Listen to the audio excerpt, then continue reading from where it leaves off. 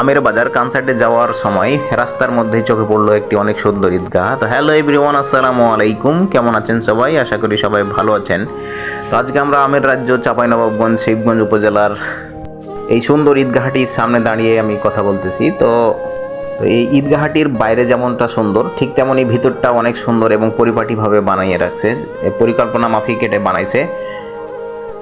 তো আপনারা দেখতেই পাচ্ছেন যে কত সুন্দর করে এই ঈদগাহটি বানিয়েছে। তো চলুন আমরা এখন একটু ভিতরটা দেখি, ভিতরটা কি সুন্দর করে বানিয়েছে। তো এই যে দেখেন ভিতরটাকে কত সুন্দর পরিকল্পনা মাফিক, দুই সাইডে পায়ে হাঁটার রাস্তা এবং মধ্যখানে নামাজ পড়ার জায়গা করে রাখা হয়েছে। এবং দেখেন কত সুন্দর করে, তো এদিকে দেখুন এই যে ঈদগাহার যে মেহরাব, এখানে দাঁড়িয়ে ইমাম সাহেব খুতবা দেন, এটিও কত সুন্দর করে পরিকল্পনা মাফিক একবারে বানিয়েছে। তো আমার কাছে সব মিলিয়ে ঈদগাহটি অনেক সুন্দর লাগছে। তো আপনাদের কাছে কেমন লাগছে ঈদগাহটি কমেন্ট করে জানাবেন, এবং ভিডিওটি কে কোথা থেকে দেখছেন, কেমন লাগছে কমেন্ট করে জানাবেন, এবং দেশ এবং দেশের বাইরে থেকে যারা আমার এই ভিডিওটি দেখছেন